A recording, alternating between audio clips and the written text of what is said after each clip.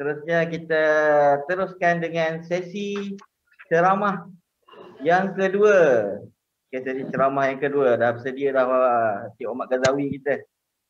Okey, sekarang tiba masa untuk sesi kedua. Sebelum tu saya akan membacakan biodata penceramah yang kedua. Nama yang diberi ialah Cik Muhammad Ghazawi bin Zulkarnain. Dilahirkan pada tahun 1989, bulan 11, 1 November 1989 di Kuala Lumpur. Memiliki diploma pendidikan prasekolah daripada Universiti Selangor. Seterusnya memiliki ijazah sarjana muda kepujian pendidikan awal kanak-kanak daripada Universiti Selangor dan memiliki sarjana master dalam pengurusan pendidikan Universiti Pendidikan Sultan Idris. Okay. Dan sekarang sedang bertugas sebagai penolong pengarah bahagian pengurusan Jabatan Kebajikan Masyarakat di Putrajaya. Beliau belajar seni silat cekak Malaysia sejak dari tahun 2010 dan pemegang CJ Menengah Akademik. Jadi tanpa membuang masa, saya menjemput dan mempersilakan yang saya hormati Encik Omad Ghazawi Zulkarnain dengan tajuk PDPR dan ancaman gadget. Tanpa membuang masa, saya mempersilakan.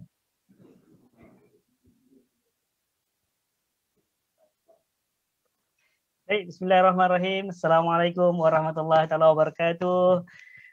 Terlebih dahulu terima kasih saya ucapkan kepada saudara pengacara majlis yang dikasihi lagi dirindui Yang Mulia Dato' Haji Maidin bin Kadir Shah, Guru Utama dan Presiden Persatuan Seni Silat Cekak Malaysia.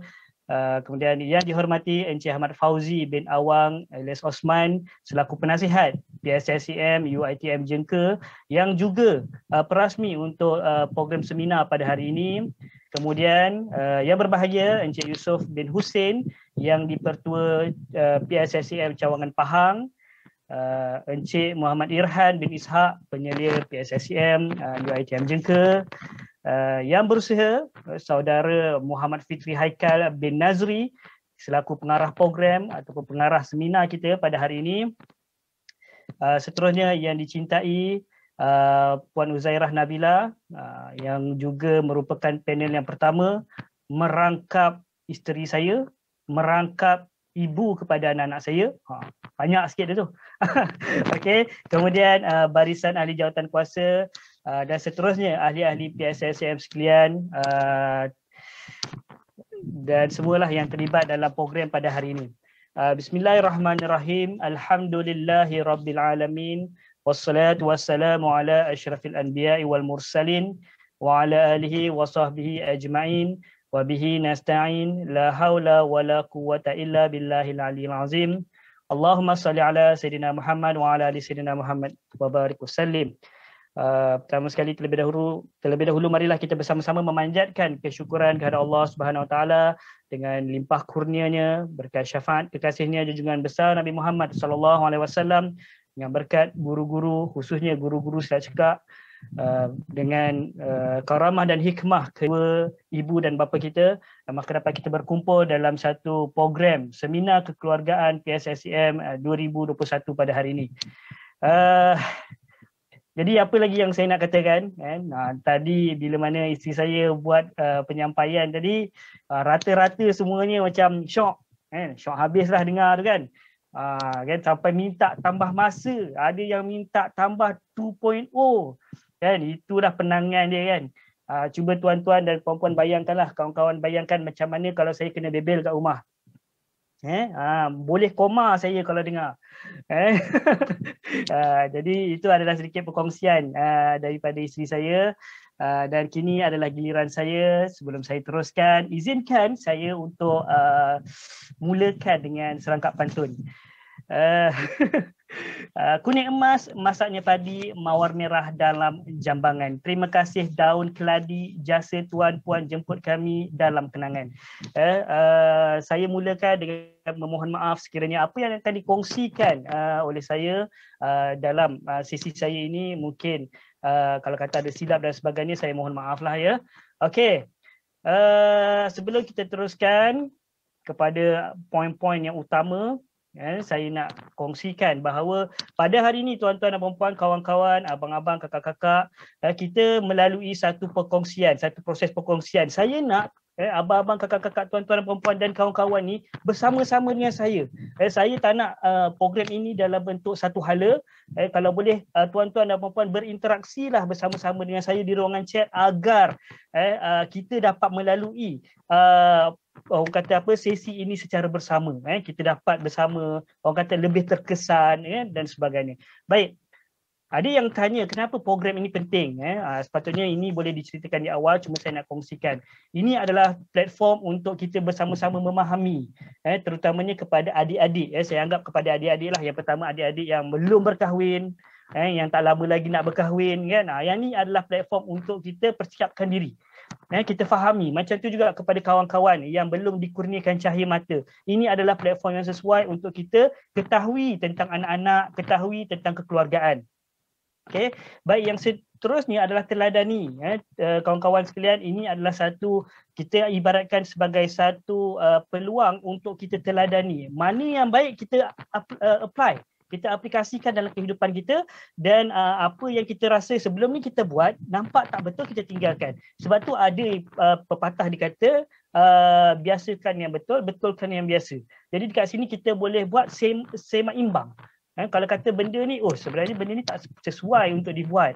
Okey, rupanya macam ni. Jadi kita akan teladani dan aplikasikan dalam kehidupan kita.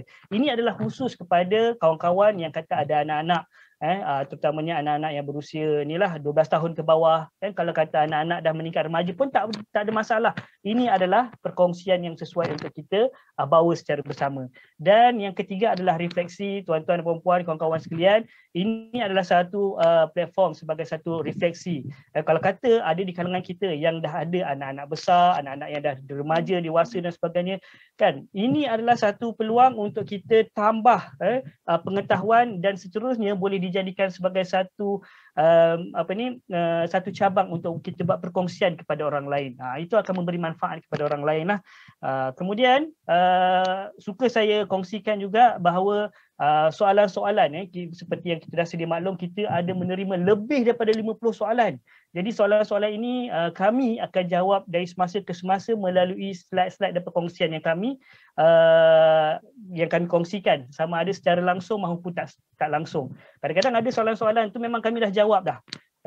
Okey, baik. Okey, baik. Kawan-kawan yang saya hormati sekalian, kalau kita tengok pada hari ini kita memang terkesan dengan perkembangan pandemik COVID-19 yang telah berlangsung, yang telah berada dalam kehidupan kita hampir 2 tahun. Memang kita tak dapat nak dinafikan bahawa pandemik ini telah mengubah struktur hampir ke semua sudut. Daripada ekonominya, daripada dari sudut negara, pentadbiran, kerja, malah pandemik ini juga memberikan kesan kepada kekeluargaan kita. Apatah lagi kepada pendidikan. Kalau kita tengok dalam bidang pendidikan, disebabkan pandemik ini kita telah mengeluarkan satu term baru yang disebut sebagai PDPR. Apa tu PDPR? PDPR senang dia, memang dah tertulis kat situ, pengajaran dan pembelajaran di rumah. Secara umumnya bila cakap pembelajaran di rumah, yang pertama kita kena tahu dia adalah satu proses pengajaran dan pembelajaran yang melibatkan gadget. Perlukan gadget. Tak kira lah kalau kata gadget itu adalah handphone, tablet, iPad, TV, itu juga adalah dikategorikan sebagai gadget. Yang mana digunakan untuk melakukan satu proses visual, audio, yang kita nampak orang yang sedang mengajar dan kita nampak orang yang sedang belajar. Okey, itu yang pertama. Yang kedua, secara atas talian. Yang mana kita sedia maklum pembelajaran secara PDPR ini perlukan penglibatan internet. Internet sangat penting. Kalau kata tak adalah internet ini, macam mana kita nak buat? Kan, akan menghadapi masalah, kan? Dan yang ketiga, tidak perlu ke sekolah. Hari ini kita tengok pembelajaran kita tidak perlu ke sekolah, kan, sehingga hari inilah. Kalau kata kita tengok sekarang ni, pihak kerajaan telah mengambil inisiatif dan pendekatan yang mana akan membenarkan pelajar-pelajar untuk masuk ke sekolah secara berperingkat. Namun kita yang ialah anak-anak yang akan menghadapi peperiksaan memang akan melalui proses dan fasa tersebut. Tetapi kalau kita ada anak-anak yang masih belum berada dalam fasa menduduki peperiksaan, jadi kita belum tahu lagi bila anak kita akan masuk ke sekolah. Jadi itu adalah yang dimasukkan dengan PDPR. Suka saya kongsikan kepada kawan-kawan sekalian pada hari ini adalah berkenaan dengan tahap persekolahan tempoh waktu layar sehari. Ada yang kata berapa lama kita perlu adakan PDPR ini? Mengikut satu kajian yang kita dapat yang dibuat oleh orang kata apa ni? Agensi NGO ni, dia bagi tahu bahawa kanak-kanak terutamanya 6 tahun ke bawah dia ada limit masa yang mana hanya diperuntukkan 1 jam. Kalau kata kita tak suka 1 jam, kita boleh tukar kepada 60 minit. Tuan-tuan dan puan-puan nak yang mana? 1 jam ke 60 minit? Kan? So itu adalah untuk kanak-kanak yang 6 tahun ke bawah. Kalau kata anak-anak kita berada di sekolah rendah, limit untuk pengajaran dan pembelajaran secara dalam talian ini, kita hanya peruntukkan masa 1 hingga ke 2 jam. Baik, itu juga yang berlaku kepada sekolah menengah maupun kategori menengah rendah dan menengah atas. Okey, itu apa yang berlaku sekarang ini, PDPR di zaman pandemik. Okey, saya nak tarik perhatian kawan-kawan semua, kita berada di dalam fasa endemik. Endemik ini adalah fasa yang mana bawah sikit daripada pandemik. Maka akan masuk kepada satu konsep pembelajaran baru.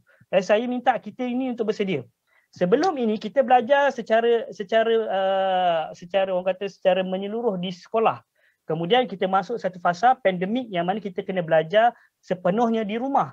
Sekarang ni kita akan masuk kepada satu lagi fasa yang terbaru, iaitu fasa endemik, yang mana kita akan melalui fasa pembelajaran secara hybrid. Itu akan berlaku sekarang. Yang mana hybrid ni maksudnya macam ni. Kita datang sekolah, murid-murid datang ke sekolah, cikgu mengajar di hadapan, dalam masa yang sama akan ada satu cam yang akan rakam yang akan rekodkan pembelajaran cikgu itu dan akan ditonton oleh murid-murid yang tidak dapat ke sekolah. Maksudnya 2 dalam 1. Itu adalah pembelajaran secara hybrid. Jadi kita akan melalui proses yang itu dan ini adalah satu perkara yang kita kena biasakan. Baik. Kawan-kawan sekalian, tuan-tuan dan puan-puan, ada juga soalan yang kita terima daripada kawan-kawan yang bertanyakan, sekolah fizikal dengan sekolah maya, kedua-duanya mana yang lebih baik? Sebenarnya kalau kita tengok sekolah dalam bentuk fizikal dengan sekolah bentuk maya ni, kedua-duanya ada kelebihan dan kekurangannya. Tetapi kalau kita perhatikan secara lebih teliti, sekolah yang bersifat fizikal yang kita datang ini, dia adalah satu proses pembelajaran secara holistik. Sebab apa? Kat situ kita akan belajar 5 perkara yang telah disebutkan oleh panel pertama tadi. SPICE tadi, spiritual, physical, intellectual, social dan juga emosi. Tetapi kalau kita buat pembelajaran secara atas talian ataupun secara di rumah ini, kita boleh menguasai kelima-lima elemen ini, tetapi kesan dan impaknya kurang. Efektif dia kurang.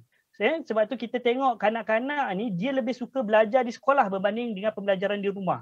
Kita tak nafikan ada di kalangan pelajar-pelajar ataupun anak-anak kita ni suka belajar di rumah kerana mereka tidak melalui, orang kata tak payah pergi ke sekolah, tak perlu bangun terlampau awal pagi dan sebagainya. Tetapi daripada sudut disiplin dan perkembangan kanak-kanak itu adalah lebih baik pembelajaran secara fizikal. Okey, baik. Okey. Teruskan.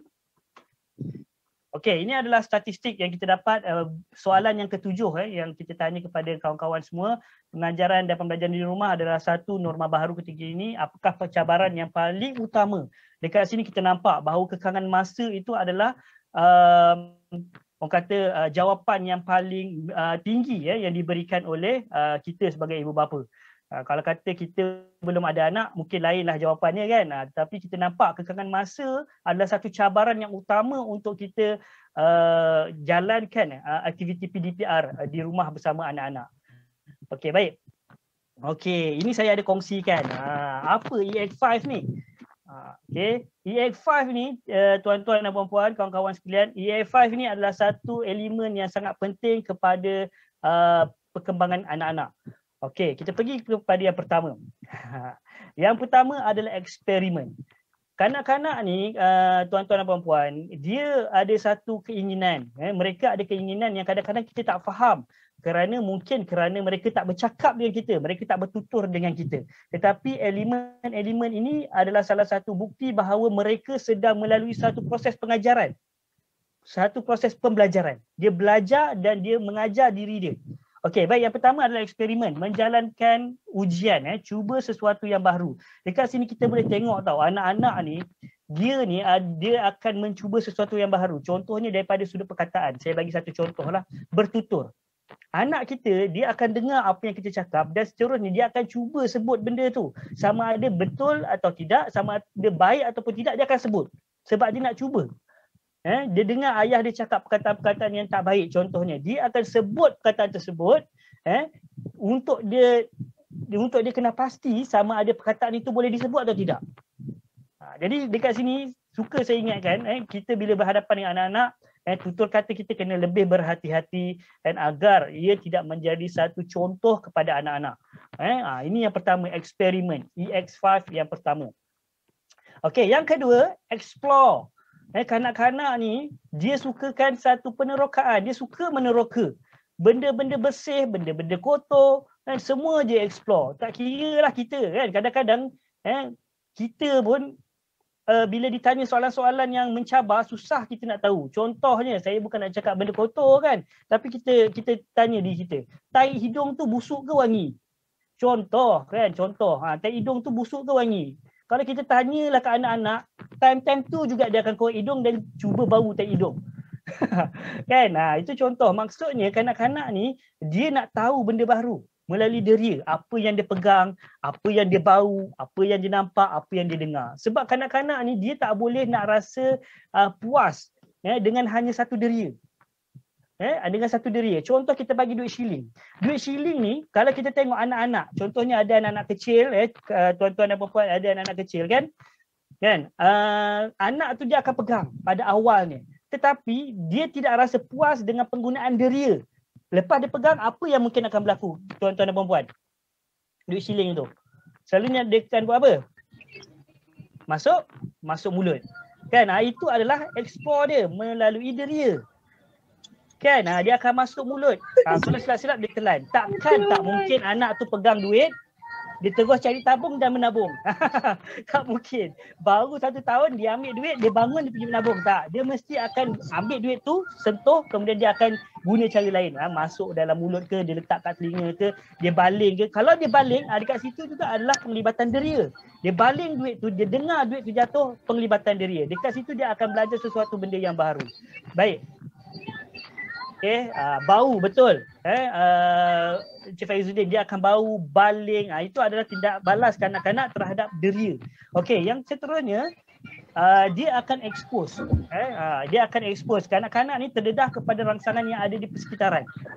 Di persekitaran. Apa yang berlaku, dia nak tahu. Contohnya, saya ambil contoh ketika hujan. Bila berlakunya hujan, kanak-kanak ni dia tak tahu air hujan tu boleh menyebabkan demam ataupun tidak. Kadang-kadang kita bagi peluang anak kita main hujan, tetapi dia tak tahu benda tu. Makna kata kanak-kanak ni dia mudah kepada perkara-perkara yang ada kesan negatif ataupun positif. Jadi sebagai ibu bapa, siapa yang pasang lagu tu? Okey. Jadi kanak-kanak ni dia terdedah kepada perkara-perkara positif dan negatif melalui rangsangan ataupun melalui benda yang dia terdedah.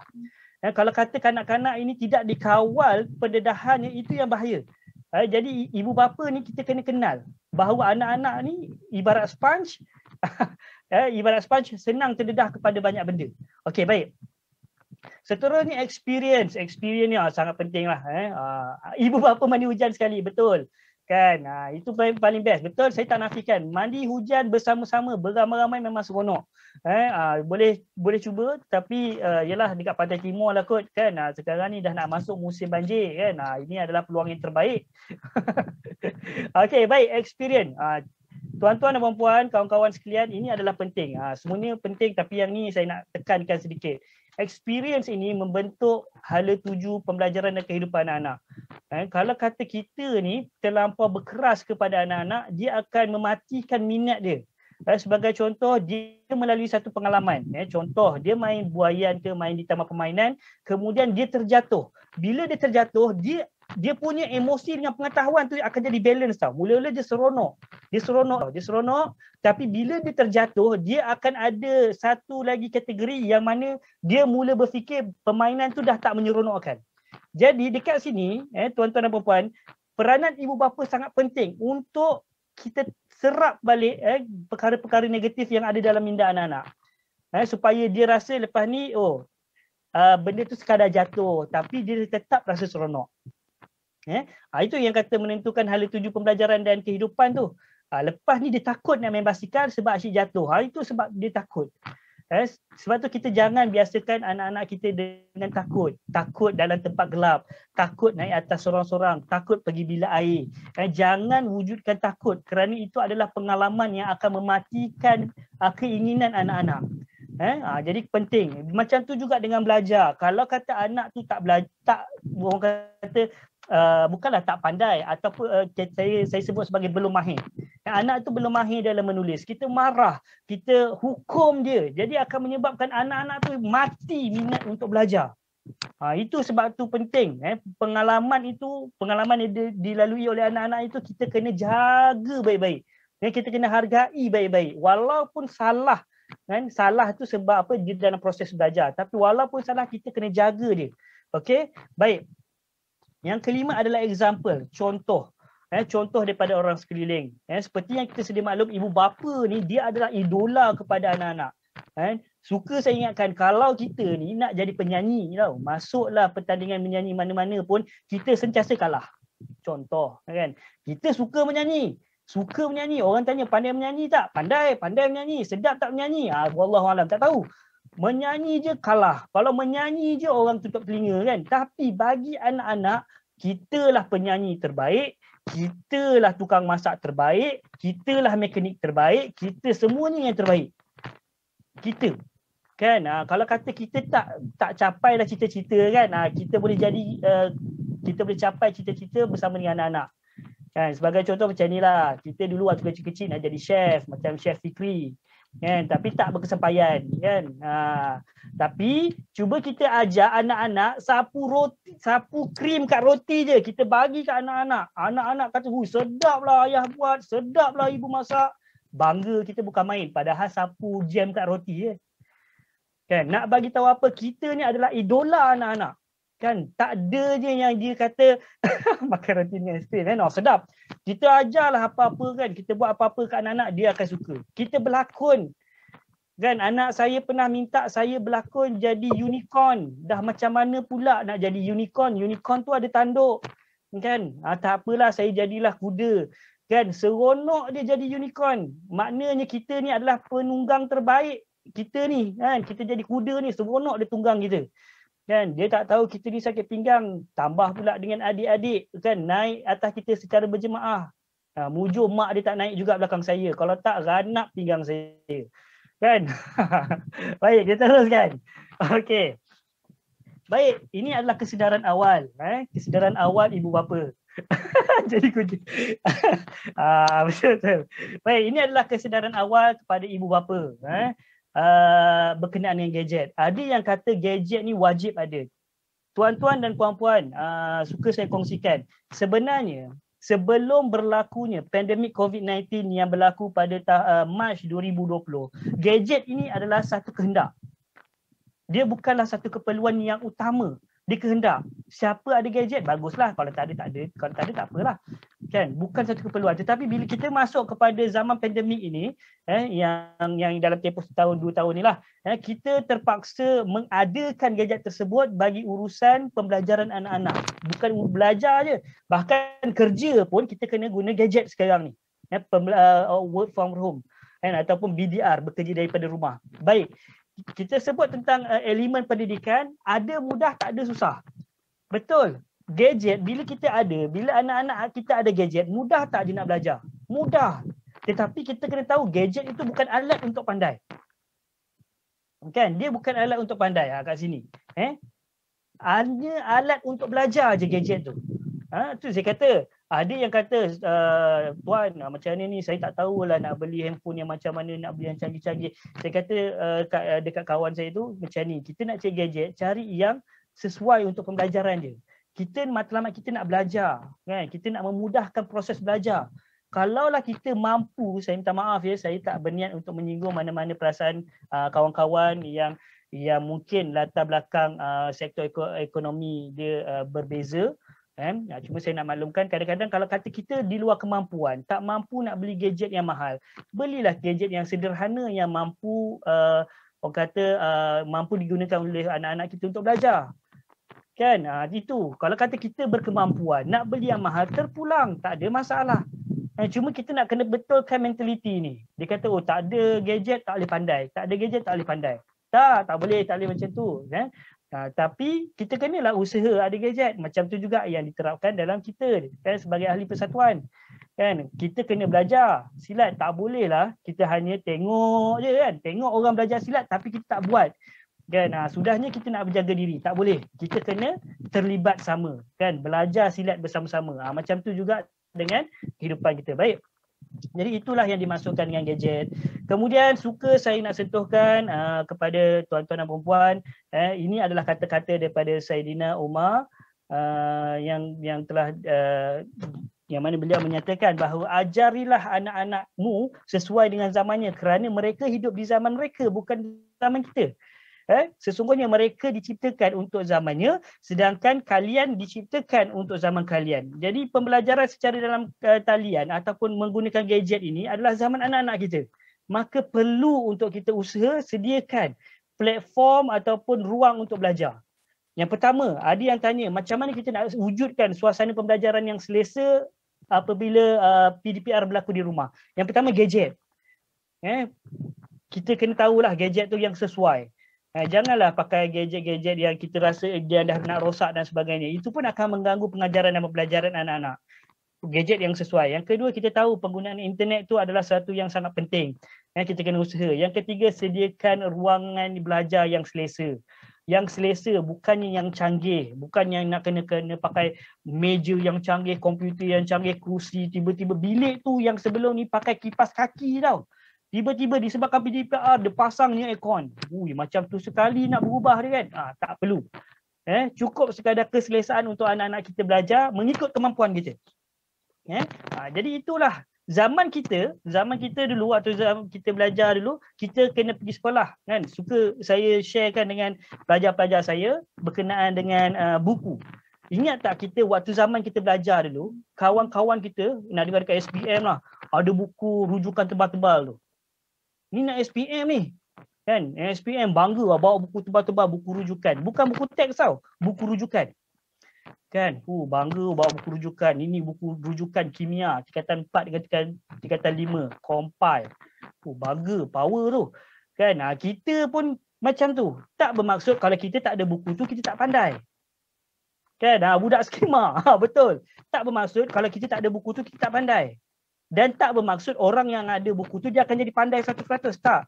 Kalau ada buku tu dia mudah untuk belajar, mudah untuk lebih faham macam tu. Kan? Macam tu juga dengan gadget. Kalau kita ada gadget yang sederhana sesuai untuk belajar, itu sudah memadai. Okey, baik. Tuan-tuan dan puan-puan, untuk saya teruskan pada hari ini, ini adalah satu kajian ataupun hasil yang mana penggunaan sosial.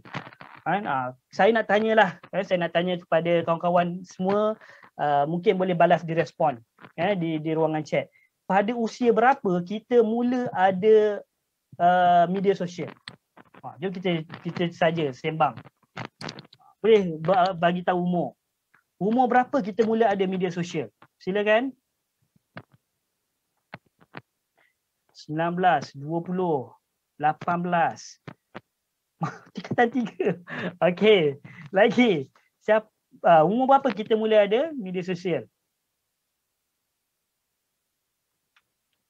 40. Okey. Habislah. Ni kalau kantoi dengan pasangan masing-masing ni teruk ni. Abang, bila abang mula ada WhatsApp? Bila abang mula ada Facebook? Abang baru je ada Facebook 2 tahun lepas. Tapi abang kat ruangan chat, abang bagi tahu abang ada Facebook 5 tahun lepas. Kantoi sudah kat situ. Okey, baik. Terima kasih di atas respon kawan-kawan.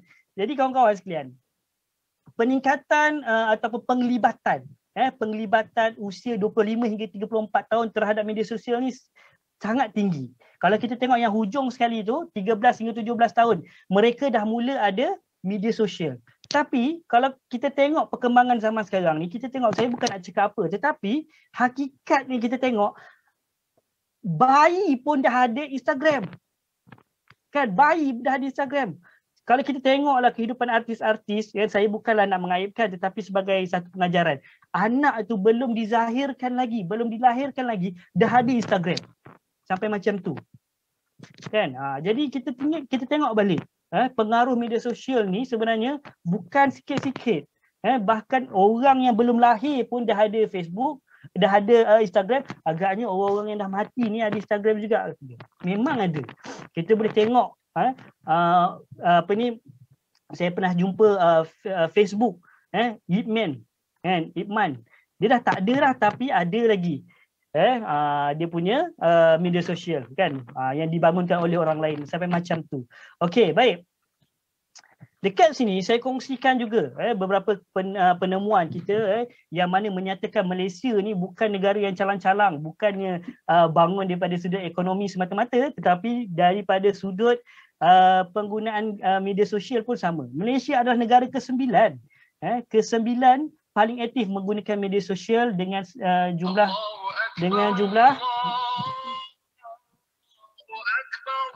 okey, dengan jumlah 26.69 juta pengguna. Tinggi, sangat ramai. Ini juga kita kena jelas bahawa benda inilah yang mempengaruhi sosio budaya kita. Kita tengok kadar penggunaan internet sangat tinggi daripada tahun 2019 meningkat kepada tahun 2020.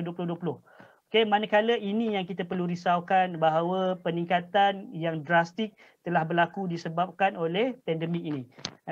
Disebabkan perkara ini, kawan-kawan, tuan-tuan dan puan-puan, kita berdepan dengan isu sosial yang kritikal. Pernah ada satu ketika student saya bertanya kepada saya, Encik Awi, saya nak tanya, betul ke handphone ini menyebabkan seseorang jadi antisosial?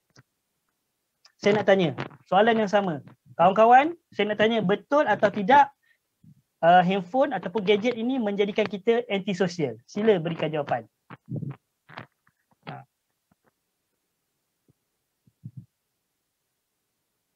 Tidak. Okey, tidak. Okey, teruskan. Okey. 50-50. Terima kasih Encik Saiful. Bergantung. Okey, ada lagi. Betul atau tidak gadget ini dikatakan sebagai punca kita jadi antisosial? Okey, baik.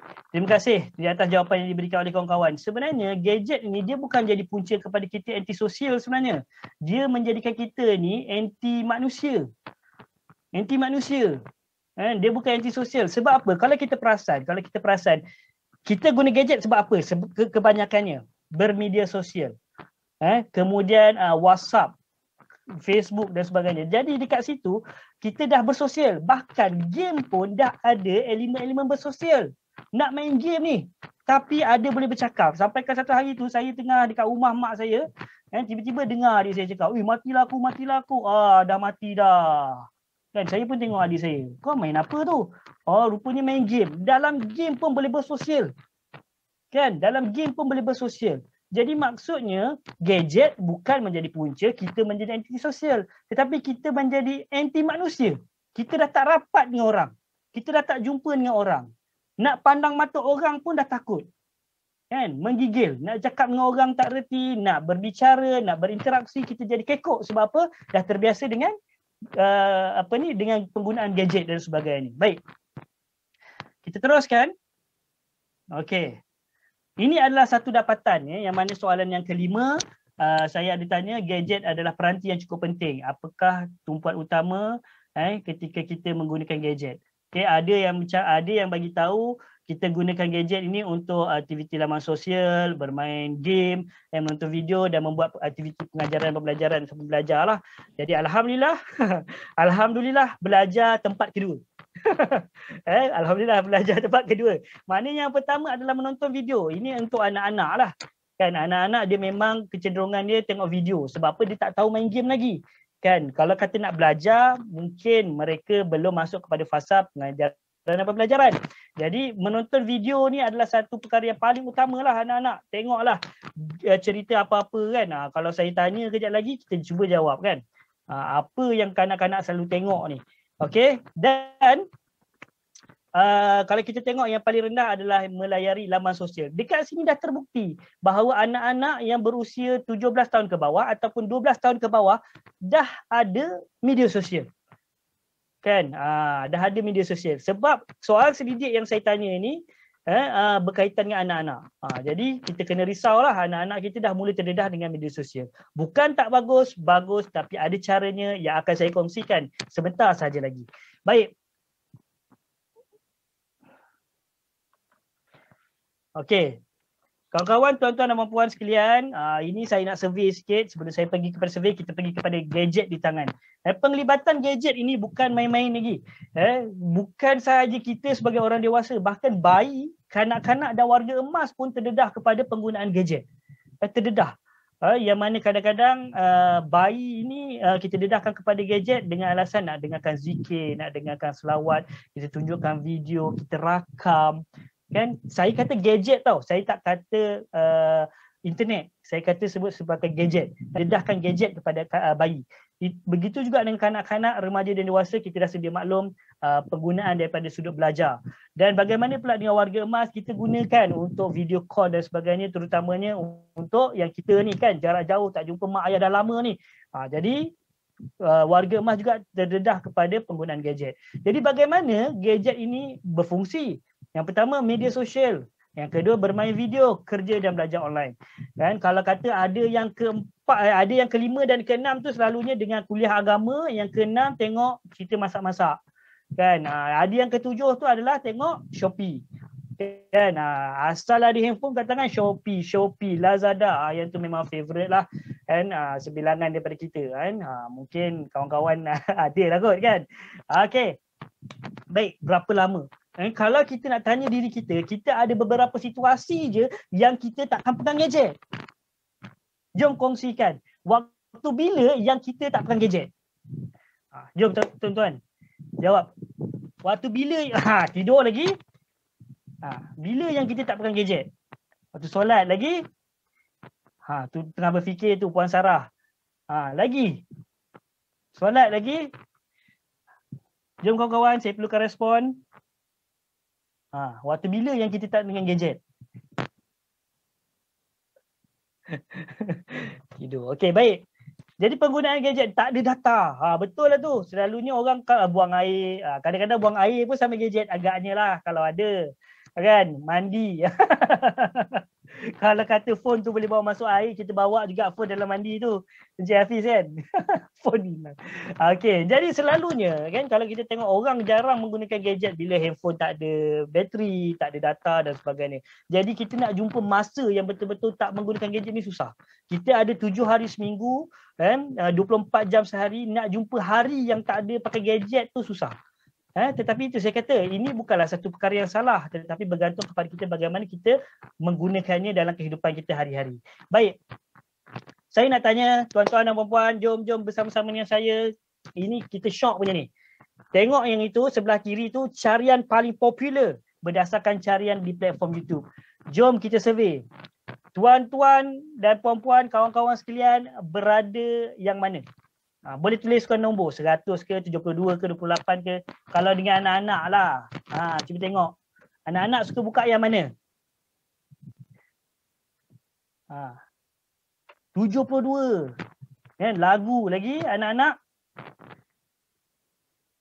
Didi and Friend. Saya risau Encik Azlah tu sekali dengan dia dengar tu sekali tu. Dia pun dah hafal dah tu agaknya. Cocomelon. Okey, 72, 13. Nombor 13 siapa? Baby Shark. Okey, lagi. Ada lagi. Omar Hana. Betul? Ada lagi yang selalu. Ini adalah carian-carian yang berkaitan dengan anak-anak. Yang berkaitan dengan anak-anak. Ada yang nak tengok live. Ada yang nak tengok Cocomelon. Selalunya memang macam tu. Nusa pun ada. Betul, daripada Indonesia. Baruto pun ada. Luar biasa ya. Macam tu lah kan. Kan, ini adalah benda-benda yang anak-anak kita selalu tengok. Kan, cuma saya nak bagi tahu kawan-kawan, tuan-tuan dan puan, apa yang ditonton oleh anak-anak ini akan membentuk kepribadian. Bukan sahaja dalam pembentukan diri, tetapi dalam pembentukan harian. Cuma saya nak bagi tahu, apa yang anak-anak tengok ini memang bentuk kepribadian, tetapi bukan pembentukan mutlak. Bukan pembentukan mutlak. Sebab apa, kita dah biasa dengar dalam hadis yang yang bersabda bahawa anak-anak itu ibarat kain putih, maka kitalah yang akan mencorakkan. Jadi kita yang menyebabkan anak-anak itu diberi peluang untuk tengok video YouTube ni. Kita yang bagi peluang. Kan, kita buka ruang untuk anak-anak tengok video. Apa yang video yang dia tengok tu, itu satu hal lagi. Kan, tetapi kita kena faham kenapa kita beri dan apa punca yang menyebabkan kita berikan anak-anak peluang untuk tengok video. Okey, baik. Kita teruskan. Kita kena tahu anak-anak ini mereka ibarat sponge. Mereka akan mengikut apa yang mereka nampak, apa yang mereka dengar dan apa yang mereka faham. Okey, jadi kat sini kita tengok yang pertama, salah seorang tokoh yang banyak menyebut tentang pendidikan awal kanak-kanak, iaitu Ibn Khaldun. Dalam kata beliau adalah kanak-kanak di peringkat awal hendaklah diberi contoh yang konkret. Makna kata mereka ini perlukan contoh-contoh yang baik, yang konkret. Sebab itulah anak-anak ni perlukan perhatian daripada ibu bapa.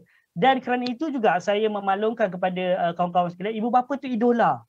Kan, idola. Apa yang ibu bapa dia buat, itulah yang dia akan ikut. Sebab anak-anak ni di bawah 6 tahun, dia tak faham pun apa yang dia tengok, melainkan hanya keseronokan. Kan, keseronokan. Jadi kalau kata kita nak bagi tahu, oh benda ni ada nilai murni, betul, itulah peranan kita. Jadi apa yang anak-anak tengok, sama ada Cocomelon ke, Didi and Friend ke, Omah Hana ke, Nusa ke, Upipin ke, jadi peranan kita sebagai ibu bapa, kita kena buat, orang kata, reflect balik kepada anak-anak kita. Kita tanya balik, oh tengok apa tu? Oh kenapa dia macam tu? Macam mana boleh jadi macam tu? Oh boleh ke kita buat macam tu? Tak boleh kan? Kita kena jadi orang yang baik kan? Tengok Omah Hana tu, dia baik kan? Itu yang peranan kita buat. Contoh yang konkret melalui video. Ataupun melalui kita sebagai ibu bapa yang menunjukkan tauladan yang baik. Baik. Satu lagi, rujukan utama saya adalah berkenaan dengan anak-anak adalah daripada Perlembagaan Persekutuan Perkara 160/2. Orang Melayu artinya seseorang yang menganuti agama Islam, lazim bercakap dalam bahasa Melayu dan menurut adat Melayu. Jadi dekat sini, kawan-kawan, tuan-tuan dan puan-puan, kita kena faham bahawa anak-anak ni dia mengikut kita, mengikut apa yang kita buat, tingkah laku dan cara hidup kita yang beragama. Kalau kita menunaikan solat, kita ajak mereka. Kakak, jom solat sekali. Adik, abang, jom solat sekali. Dia akan ikut kita. Itu adalah sebagai tanda kita melaksanakan cara hidup kita sebagai orang yang beragama Islam. Kemudian, lazim bercakap dalam bahasa Melayu. Dekat sini kita nak bagi tahu bahawa pertuturan, apa yang kita cakap, bagaimana kita berkomunikasi dengan anak-anak. Dan paling penting, gaya cakap tu. Gaya cakap. Kan, bercakap tu satu hal, gaya cakap kasar ke, lembut ke, sopan ke, kat situ juga ada perkara-perkara, elemen-elemen dalam pembentukan anak-anak. Kan, kalau kita menjawab persoalan anak-anak tunang kasar, ya, nak tanya boleh? Apa hal? Apa hal dia jawab dengan anak ni? Tak daya kan? Kenapa? Apa pasal? Kan? Itu juga akan membentuk personality anak-anak. Jadi bila kita bercakap dengan anak-anak yang kita memang lazim bercakap dalam bahasa Melayu, gunakan bahasa-bahasa yang berkasih sayang. Ya kakak, nak apa sayang? Pakil dia macam tu. Biasakan macam tu, jangan malu-malu. Kan, cakap dengan bini boleh pula kan, bersayang-sayang. Cakap dengan anak-anak tak boleh. Ke dah terbalik? Cakap dengan anak-anak okey je sayang-sayang, cakap dengan bini dah lawyer ke macam mana? Tak tahu dah sekarang ni kan. Jangan macam tu. Maksudnya kita bercakap berkasih sayang dengan anak-anak, dengan bini pun sama. Kan? Ini jangan rasa lawyer lah. Tak lalulah nak cakap berkasih sayang dengan lelaki bini kan. Tu janganlah. Kan? Jadi menurut adat Melayu pula, dekat sini kita nak sentuh bahawa anak-anak ini dia akan mengikut kita. Bagaimana kehidupan kita yang penuh dengan beradat. Bahawa kita kita ni, kalau kata kita dalam orang Islam, dalam budaya orang Melayu ni, kita tahu kita ada banyak adat-adat yang kita praktikkan dalam kehidupan hari-hari kita. Jadi secara tak langsung kita telah menerapkan satu contoh yang konkret kepada anak-anak. Kan dia dah tahu dah, oh seronok bila pergi program-program yang melibatkan keagamaan. Bila bercakap dia rasa seronok sebab pertuturan yang lembut, tak kasar. Bila anak-anak kita kat luar pun dia akan gunakan bahasa-bahasa yang sopan santun. Okey, baik. Ini juga adalah satu dapatan kajian. Dapatan yang kita buat daripada kalangan kawan-kawan sekalian. Saya bertanya berkenaan dengan cabaran. Ada banyaklah pilihan dan yang paling besar kita menerima jawapan memudahkan ibu bapa dalam menjalankan tugas lain. Anak-anak anak-anak akan diam dan tidak akan mengganggu tugasan kita sebagai ibu bapa. Sebab apa kita faham ibu bapa bekerja daripada rumah, ada yang terpaksa menghadiri mesyuarat, seminar, kursus dan sebagainya, tetapi dalam masa yang sama kita perlu menguruskan anak-anak kita yang akan menjalani proses PDPR, aktiviti PDPR. Jadi ini memang akan menggugat orang kata kelancaran urusan kerja kita. Tetapi kita kena faham bahawa bukan semua keadaan kita boleh lepaskan dengan situasi-situasi yang kita pilih ni. Ada yang kata aktiviti-aktiviti kat luar ni berisiko, kemalangan, cedera dan sebagainya.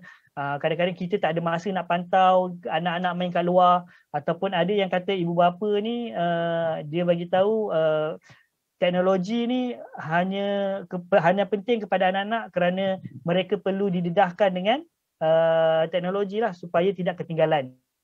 Dan ada yang juga menganggap bahawa belajar sesuatu yang penting. Ini saya nak kongsikan. Okey, baik. Sekarang ni kita dah maklum dah bahawa penglibatan ibu bapa dalam gadget ni sangat penting. Okey. Ini juga ada yang ditanya oleh kawan-kawan kita melalui sesi borang pertanyaan tu. Okey, saya kongsikan kat sini ramai yang bertanya bahawa kesan gadget kepada anak-anak. Jadi kat sini kita huraikan yang pertama untuk kanak-kanak yang berusia 2 tahun ke bawah, yang pertama dia akan terkesan bila mana menonton TV memberikan kesan negatif kepada perkembangan bahasa. Kenapa? Ya, okey ke? Basuhlah tangan kat dalam, tak rasa. Yelah, itulah. Kita basuhlah tangan kat dalam nanti puan. InsyaAllah. Okey. Yang pertama, dia akan mengganggu perkembangan bahasa. Kenapa saya kata mengganggu perkembangan bahasa? Bila anak-anak didedahkan dengan TV yang terlalu lama, terlalu lama, kanak-kanak tu dia akan kurang bercakap. Dia mendengar tetapi tak bercakap. Bila dia mendengar tanpa bercakap, koordinasi antara lidah ataupun pendengaran dengan mulut ni dia akan terganggu. Yang menyebabkan kanak-kanak lebih menyimpan apa yang didengar daripada mengeluarkan daripada mulut. Okay, itu yang berlakunya speech delay. Kemudian dia akan mengganggu kemahiran membaca. Kenapa saya kata mengganggu kemahiran membaca? Kerana bila anak-anak ni dia dedahkan dengan gadget terlampau lama, dia hilang minat dengan buku. Dia dah tak syok dengan buku. Apa ni buku? Tak naklah buku, nak gadget. Kan? Tak naklah buku, dia rasa buku tu benda yang sesuatu yang tak berfungsi. Walaupun ada gambar, betul kita tahu ada banyak buku yang menarik, banyak buku-buku yang boleh memberi input kepada kanak-kanak dan anak-anak ni, tetapi dia memilih untuk gadget berbanding buku. Itu kesan dia. Dan ingatan memori menjadi ingatan jangka pendek. Kenapa saya kata jangka pendek? Kerana pertukaran segmen. Kalau kita buat sesuatu benda yang live, ini saya bawa tuan-tuan dan puan-puan kawan-kawan bersama-sama dengan saya. Kita bayangkan kita bawa anak kita bermain secara live. Bermain buaian ke, joget-joget ke. Dia akan belajar proses itu satu persatu. Dia akan capture semuanya. Apa yang berlaku. Kalau kita tengok TV, belajar main dekat dalam TV, dia berbeza dengan yang real. Ibaratnya macam ni lah. Saya tunjuk flashcard. Saya ada satu flashcard. Saya tunjukkan satu flashcard. Saya tunjukkan beberapa perkataan. Dalam masa 10 saat. Dalam masa 10 saat. Jadi adakah kita boleh ingat ke semua perkataan tersebut? Kalau kata berbanding dengan kita pergi ke satu persatu. Kita tunjuk satu persatu, kanak-kanak tu akan tengok. Dia akan eja, dia akan tengok, dia akan faham, dia akan nampak. Pergi pula gambar yang kedua. Jadi kanak-kanak dekat situ dia akan lebih ingat berbanding dengan seimbas lalu. Sebab seimbas lalu ni lah yang berlaku di TV. Kan, seimbas lalu. Jadi dia tak ada masa yang cukup untuk diagnose dan ingat simpan dalam kepala. Okey, baik. Kita pergi kepada yang seterusnya, mengganggu tidur dan tumpuan. Ini dah disentuh oleh panel yang pertama. Kanak-kanak ni dia ada energi. Dia ada energi yang perlu dilepaskan. Jadi kalau kata tumpuan kanak-kanak tu hanya terdorong kepada gadget, dia akan dengar je, dan tanpa bangun, tanpa melakukan aktiviti kat luar, dan akhirnya dia menjadikan satu rutin. Kemuncaknya dia akan ganggu tidur. Kenapa? Dia ibaratnya bom jangka. Kan? Tenaga tidak dilepaskan melalui aktiviti fizikal, jadi anak-anak ini dia akan stay kat rumah, dia akan dengar, dan itu yang menyebabkan dia lambat tidur, itu yang menyebabkan tidurnya terganggu. Jadi kita buatlah macam mana yang kita pernah buat waktu kita kecil dulu, petang-petang main kat luar sampai pukul 7.30, ayah kita datang hambat kita kan, sampaikan kita tak boleh masuk rumah. Buatlah, bukanlah sampai kena marah tu kan. Maknanya kita buka ruang untuk anak-anak kita bermain di luar. Kita luangkan masa untuk anak-anak kita main di luar. Kerana tenaga dilepaskan dan anak-anak ada masa yang berkualiti ketika tidur. Okey, baik. 4 minit. Ini adalah 4 minit. 10 tahun dahulu, tumpuan kanak-kanak di dalam kelas ialah 13 minit. Sekarang ni 4 minit. Maksudnya, disebabkan perubahan fasa pandemik, endemik, COVID-19, pembelajaran secara dalam talian dan sebagainya, tumpuan anak-anak berubah. Berubah kerana faktor pembelajaran yang bukan secara menyeluruh. Bukan secara menyeluruh. Baik. Satu lagi adalah 940 patah perkataan. Apabila menonton ibu bapa semakin kurang kata-kata. Okey, ini yang tak syok ni. Ini yang kita kata lag dekat sini. Dia akan gugat bonding di kalangan ibu bapa. Itu yang tak best. Bila kita bagi gadget kepada anak-anak ni, kita dah tak nak, bukan kita dah tak nak, masa kita tu dengan anak-anak dah semakin berkurang. Semakin berkurang. Bila mana kita sebelum ni kita tanya, kita jawab, dia bertanya, kita jawab. Tapi disebabkan banyak masa dia bersama dengan gadget, lagi-lagi kalau kata anak-anak tu setiap seorang ada satu gadget. Itu lagilah berdepan dengan cabaran yang lain lah. Kan? Itu akan menyebabkan hubungan tu semakin jarak. Kan? Tetapi bukanlah saya nak kata gadget ini tak bagus. Cuma kita kena faham, kalau kata gadget itu boleh meluangkan masa dengan anak-anak, kita pun kena luangkan masa dengan anak-anak. Kan? Okey, kita menerima soalan, adakah screen time berlebihan boleh membantu tumbuh-setaran fizikal anak-anak? Okey, secara perkembangan fizikal dia tidak mungkin berlaku. Cuma penggunaan gadget akan menyebabkan gangguan daripada sudut intelektual, sosial, kemudian daripada sudut fizikal tu lebih kepada mata lah. Yang itu saya akan kongsikan dalam slide yang berikutnya. Okey, baik. Dekat sini, ini saya nak menjawab soalan daripada Encik Faizuddin tu. Okey, menonton TV ataupun menonton dalam tempoh 1 jam boleh menyebabkan masalah fokus. Masalah fokus ini adalah satu kajian. Itu yang kita risau tu, anak-anak hilang fokus. Bila orang kata dalam kehidupan harian dia, kan, dia akan menyebabkan kanak-kanak tu bila dia belajar tak dapat capture semua. Bila dia membaca dia takkan capture semua. Itu yang menyebabkan kanak-kanak tu lemah ingatan tu. So kita kena lebih berhati-hati. Begitu juga dengan radiasi. Kan, tisu otak kanak-kanak adalah lebih nipis, malah dia akan menyebabkan gangguan. Okey, memang tak nampak, radiasi ni memang tak nampak. Tetapi kalau kita faham tentang radiasi, kita boleh nampak bahawa pancaran yang dikeluarkan oleh gadget kepada kanak-kanak lebih berbahaya berbanding dengan orang dewasa. Dan yang ketiga tu memberi amaran bahawa teknologi boleh memberi kesan kepada perkembangan kemahiran kognitif sosial kanak-kanak prasekolah. Ini memang dah ada bukti, dah ada bukti kognitif dan sosial. So kita boleh tanya kepada diri kita, sebenarnya gadget ini perlu atau tidak? Jadi tuan-tuan dan puan-puan, ini adalah hasilnya. Gadget ni sebenarnya hampir semua ibu bapa bersetuju bagi gadget kepada anak-anak. Tapi saya nak bagi tahu 78% yang bersetuju itu semuanya bersyarat. Dia takkan bagi gadget kepada anak itu mentah-mentah. Maknanya kena ada syarat nak bagi gadget. Kan, yang tak bersetuju tu tak apalah. Yang bersetuju tu semua kena bersyarat. Okey, sebab kita kena faham gadget ini adalah satu keperluan tapi bukan satu keutamaan pada ketika ini. Dia macam ni. Waktu sebelum ni belum ada pandemik ni, gadget satu kehendak. Gadget satu kehendak. Tapi bila berlaku pandemik, gadget satu keperluan. Tetapi bila dah masuk balik sekolah, situasi pembelajaran secara dalam talian ataupun PDPR ni dah mula kurang, gadget ini bukan lagi satu keutamaan. Itu yang saya nak maklumkan. Kemudian kita kena bersedia bahawa kanak-kanak ini perlu dikembalikan kepada fitrah. Kita bagi gadget tu memanglah, tapi kalau boleh kawan-kawan, tuan-tuan dan puan-puan, kalau boleh penggunaan gadget ini adalah perkara yang kedua. Kita berikan selepas kita come outkan dengan idea untuk melakukan aktiviti bersama mereka.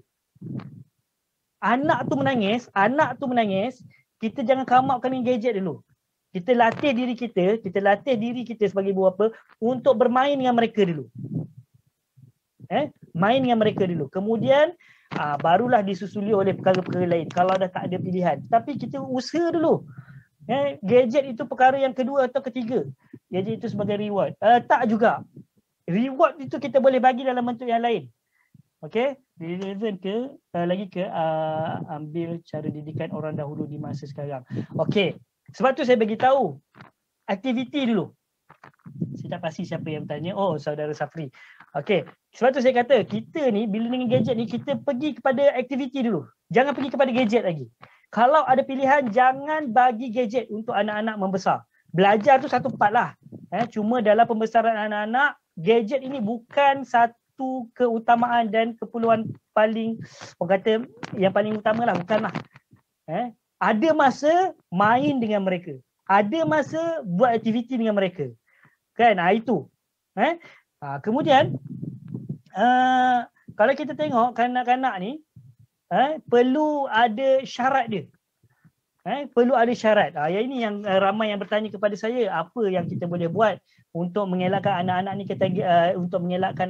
ni habiskan masa dengan gadget. Okey, dekat sini kita come outkan dengan satu idea ataupun satu asuhan yang boleh kita aplikasikan dalam kehidupan kita. Okey, kawan-kawan boleh tengok dia yang pertama, timetable. Jadual penggunaan gadget perlu diberikan dengan jelas. Kita cakap ke anak kita, ayah, boleh tak kakak nak main iPad? Boleh. Kan, kalau contohlah kita kata boleh. Kan? Bolehlah, mainlah. Okey. Ataupun anak kita datang, ayah boleh tak kakak nak main gadget pukul 9? Kan, contoh nak main pukul 9. Okey, dia bagi tahu pukul 9 dia mula. Tapi kita tak limitkan dia. Akhirnya dia main daripada pukul 9 pagi sampai ke 6 petang. Maksudnya kat sini kawan-kawan, tuan-tuan dan puan-puan, kita ada jadual. Bila yang boleh, bila yang tak boleh. Kemudian kita ada limit dia. Berapa jam? 1 jam cukup. 15 minit dah cukup main ni je. Maksudnya kita kena ada jadual penggunaan. Kan? Kadang-kadang dia bagi tahu, ayah malam ni boleh tak kakak nak main gadget pukul 9? Okey. Kita pun okey. Rupanya dia main gadget tu sampai pukul 3 pagi. Kita bangun lah malam tu nak pergi minum air kan. Tengok anak kita tengah main gadget. Kenapa tak tidur lagi? Kan tadi kakak kata kakak nak main gadget pukul 9. Sampai ke pagi dia main. Yang tu kita kena hati-hati. Okey. Kena ada satu jadual penggunaan yang jelas. Nak main, set masa. Okey. Kemudian bila nak main tu juga, nak gunakan gadget tu juga, kena bina garis panduan. Kawan-kawan sekalian, ada saya perhatikan di kalangan kita memang buat garis panduan untuk anak-anak, tetapi kita lupa tentang satu perkara. Kita ajar anak-anak kita guna gadget, tapi kita lupa nak ajar anak-anak kita larikan diri daripada gadget. Maksudnya larikan diri daripada perkara-perkara yang tak patut ada, yang tak patut mereka tengok di dalam gadget itu. Kita tengok kadang-kadang ada laman sosial, ada kadang-kadang games.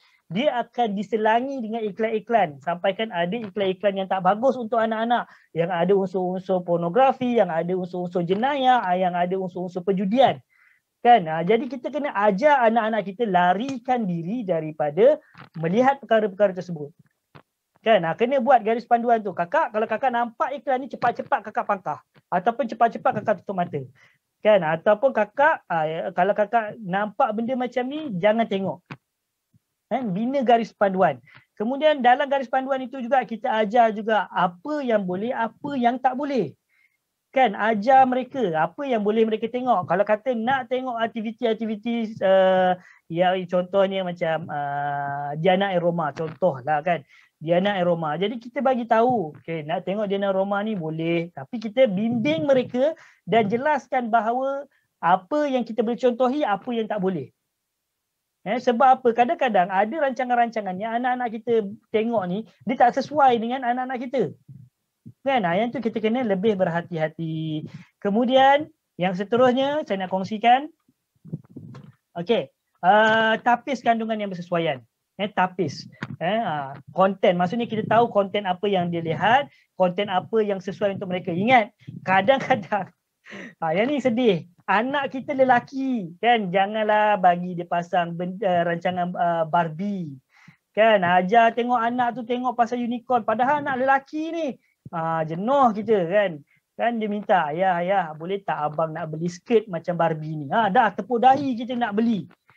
Kan, kita tahu anak kita perempuan, ajarlah dia tengok perkara-perkara yang betul, yang sesuai dengan dia, karakter dia. Ajar pula dia tengok benda-benda yang lelaki kan, perang lah dan sebagainya. Okey, saya nak tanya tuan-tuan dan puan-puan, apa yang kita selalu tunjuk, apa yang anak-anak tuan-tuan dan puan-puan tengok? Kalau lelaki, apa yang dia selalu tengok? Kalau perempuan, apa yang dia selalu tengok? Boleh sharekan dengan saya? Ada? Okey, Ultraman. Okey lah, kalau lelaki tengok Ultraman okey. Yang saya risau perempuan tengok Ultraman. Kan, jenuh. Perempuan tengok Ultraman, Upin Ipin. Kalau Upin Ipin lelaki dengan perempuan dia sama-sama tengok lah. Omah Hana pun lelaki dengan perempuan. Animal Planet, okey. Okey. Animal Planet, okey, bagus tu. Okey, Jentera. Yang ni saya boleh anggap anak-anak lelaki lah kan. Kalau yang perempuan tu jangan pelik-pelik perempuan tengok masak-masak. Okey, yang itu yang kita nak tengok. Tanam pokok. Yang tanam pokok tu anak lelaki kan anak perempuan yang tengok tu. Anime pun ada kan. Okey, jadi saya tanya ni kawan-kawan, saya tanya ni sebab saya nak tengok sejauh mana kita kenal anak-anak kita. Kan, saya percaya tuan-tuan dan puan-puan, kawan-kawan lebih tahu anak-anak tuan-tuan dan puan-puan. Saya saja tanya. Maknanya tuan-tuan ambil peduli dan tahu tentang anak-anak tuan-tuan dan puan-puan, anak-anak kawan-kawan sekalian. Okey, baik. Yang terakhir adalah luangkan masa dan banyakkan aktiviti anak-anak. Macam ni lah. Bila kita ada gadget, kita jangan gunakan gadget itu sebagai tempat untuk kita selamatkan diri. Selamatkan diri, kita malas nak layan anak-anak kita, kita bagilah dia main gadget. Sebenarnya bila dengan gadget ni kita luangkan masa bersama pun boleh. Okey, maknanya dia macam ni.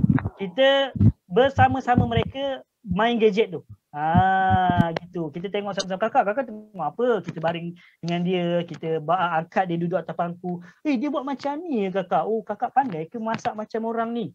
Kan, kakak boleh ke buat macam ni? Dekat situ, di situ kita boleh nampak akan ada satu hubungan yang sangat bagus, penglibatan ibu bapa terhadap gadget. Kemudian kita boleh nampak bahawa anak-anak itu akan rasa selesa sebab akan ada bonding dekat situ. Maknanya kalau kata kita luangkan, kita bagi masa setengah jam kepada anak-anak main gadget, pastikanlah kita pun terlibat sama dengan dalam tu. Okey, sebab perkara ini pernah disentuh oleh salah seorang tokoh yang kita anggap sebagai tak asing lagi lah dekat Malaysia. Ustaz Don bagi tahu yang ini memang terkesan. Adam suka tanya saya apa yang dia tengok kalau dia tak faham. Yang ni, yang Ustaz Don cakap ni, saya sangat terkesan. Jangan biarkan gadget ambil alih tugas kita sebagai ibu bapa. Tolonglah kawan-kawan, kita ambil benda ni, kita fahamkan dan kita bertindak dengan segera. Kita mengantuk dah nak tidur, nah kakak ambil dah dulu, mainlah gadget ni, kita tidur. Kita nak masak, kita bagi anak-anak kita main gadget. Gadget tu ambil alih tugas kita sebagai ibu bapa. Jadi jangan salahkan gadget kalau anak-anak kita tak ada satu moral yang baik. Kan? Sebab apa? Pendedahan yang tak terurus. Itu yang saya kata. Kita benarkan anak-anak kita main gadget tapi tak terurus. Kan? Jangan benarkan gadget tu ambil alih tugas kita sebagai ibu bapa. Kita yang membentuk anak-anak kita. Okey, baik. Okey. Baik, seterusnya. Didikan semak imbang pengaruh gadget. Okey. Yang pertama adalah rutin. Yang mana kita yang pertama lakukan aktiviti atau rutin harian di rumah bersama anak-anak. Kita buatlah aktiviti rutin.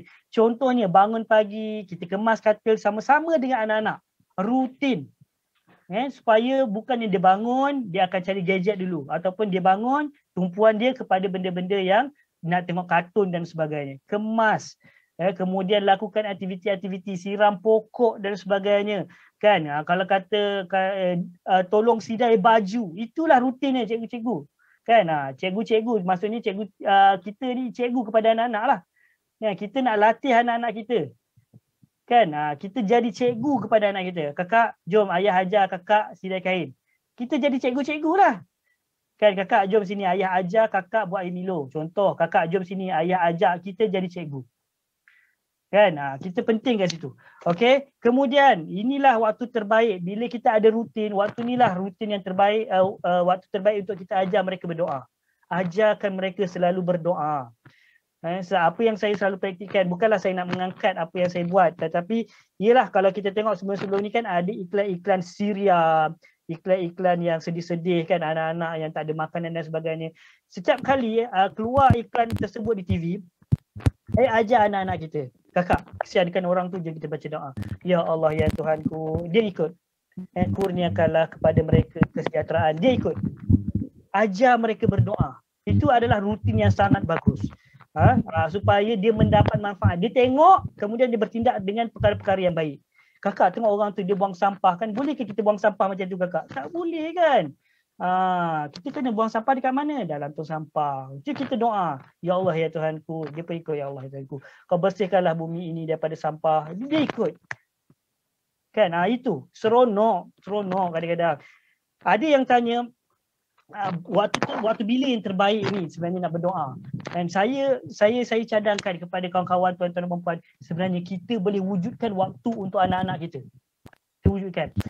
Bangun pagi kan, mulakan dengan salam. Usahlah, Assalamualaikum kakak.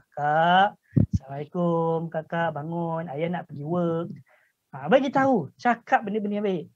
Kan? Kemudian kita mandikan anak-anak kita ke, mandikan anak kita ke, kita selawat kat situ. Buat susu pun sama. Benda ni ada dikongsikan sebelum ini dalam ceramah ustaz. Seorang ustaz ni saya minta maaf, saya tak ingat nama dia, tapi dia bagi tahu waktu buat susu tu itu adalah waktu terbaik nak selawat tau. Kalau ibu-ibu, mak-mak, waktu terbaik nak selawat, nak baca doa dekat mana? Waktu masak nasi kan. Basuh-basuh kacau itulah dia baca. Bagus. Dan amalan tu sangat bagus. Kita ni bapa-bapa nak masak nasi ni jarang. Kan, kalau terdesak pun masak Maggi. Kan? Tapi kalau kata kita buat susu kan, nak buat susu itu waktu terbaik.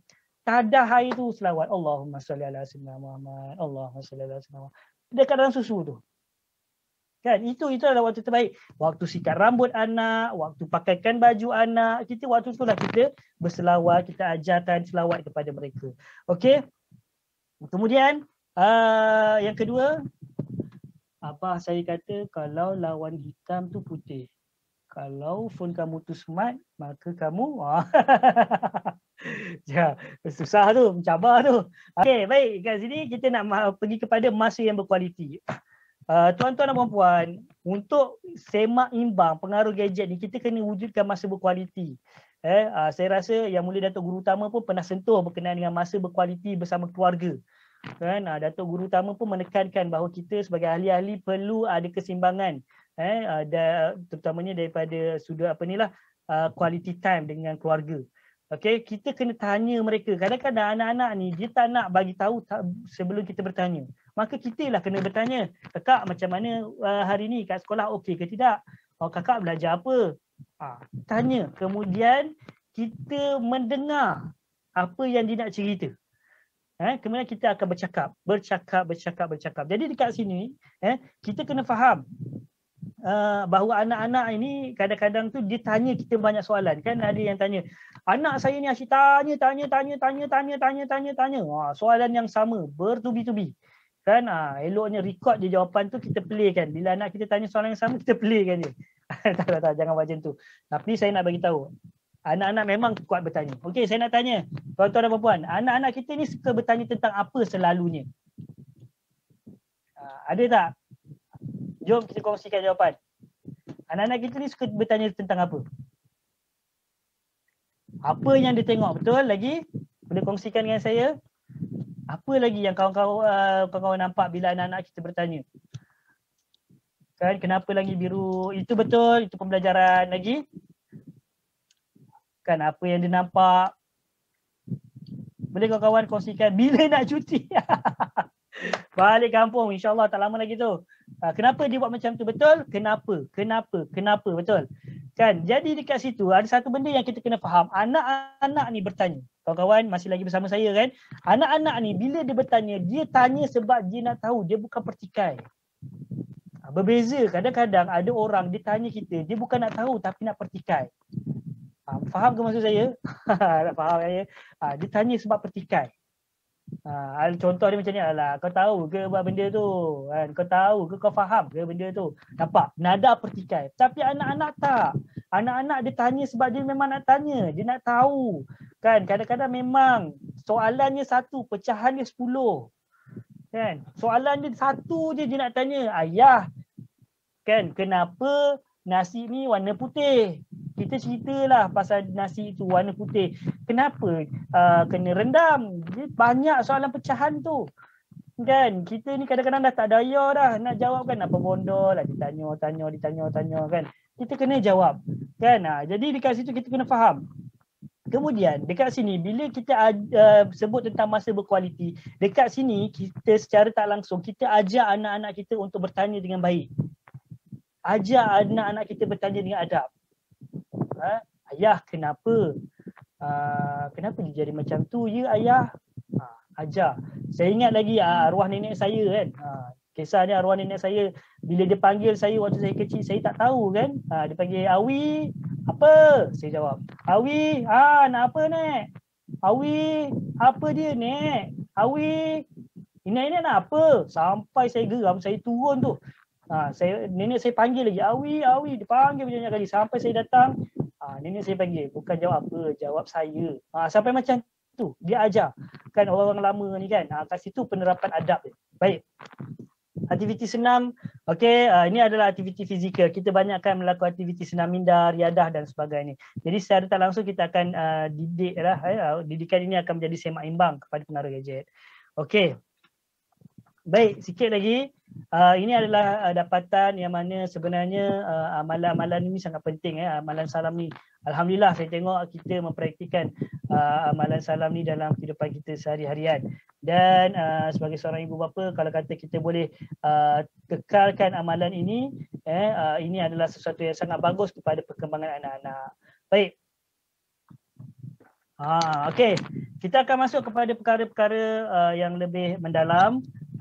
Dari mana adik datang? Saya pernah kena soalan ni. Dari mana adik datang? Cikgu, macam mana ayah saya boleh ada adik? Kan susah nak jawab tu kan, tapi kita jawablah dengan matang.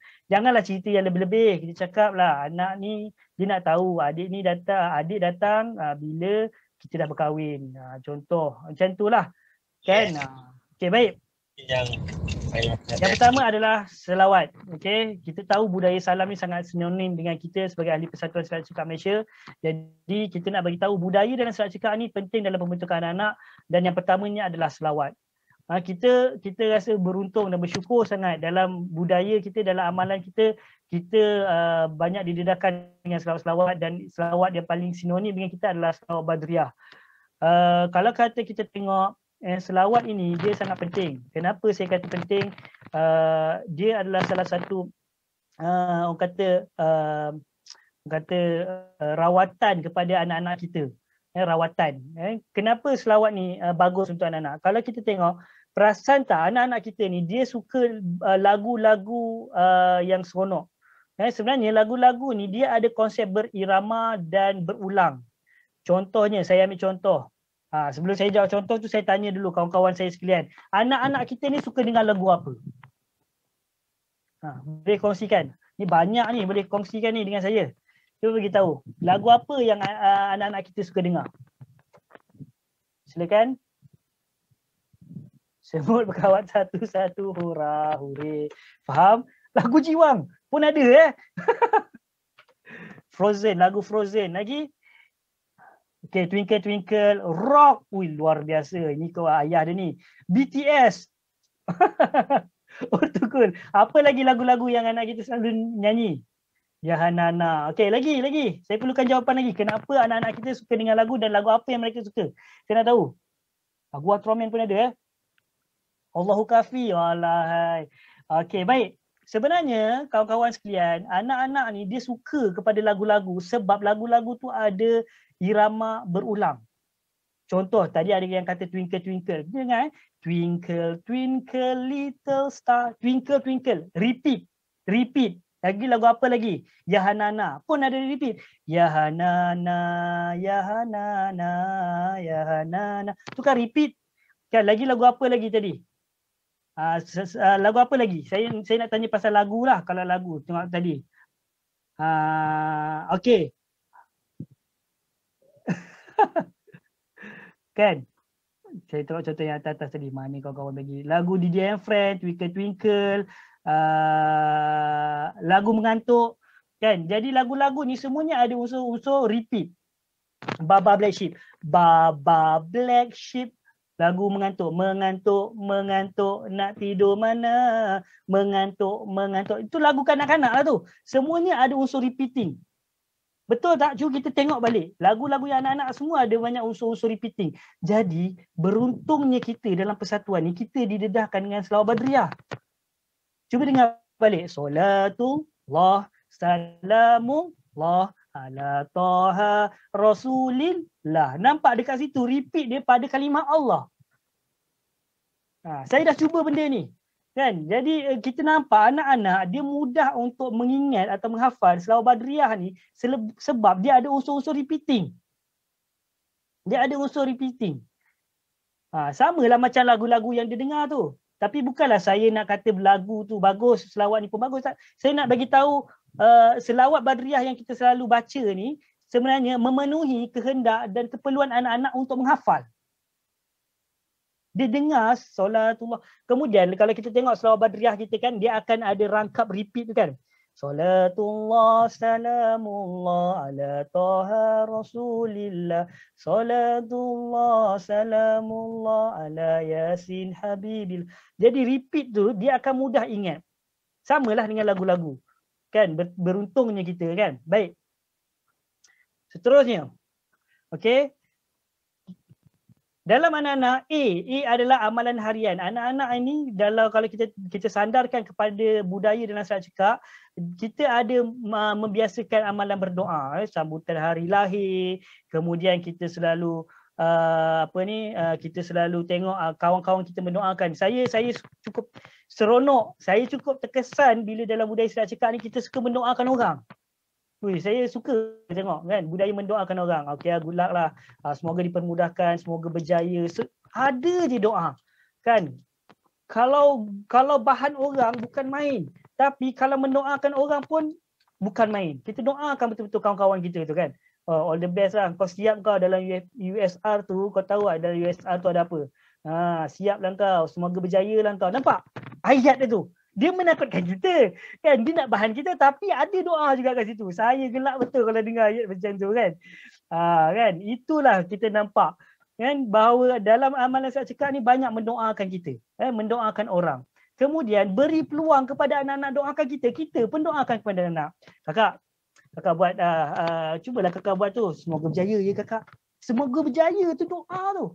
All the best, all the best. Buat yang terbaik. Kat situ dah doa. Jadi kita beri peluang. Kita amalkan baca doa ni. Apa-apa kita cakap, kita sebut benda baik. Ya? Baik, dalam Salat Cekak juga kita tahu kita ada rutin.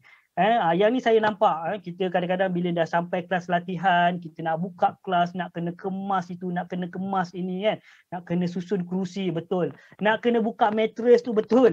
Jadi itulah rutin dia.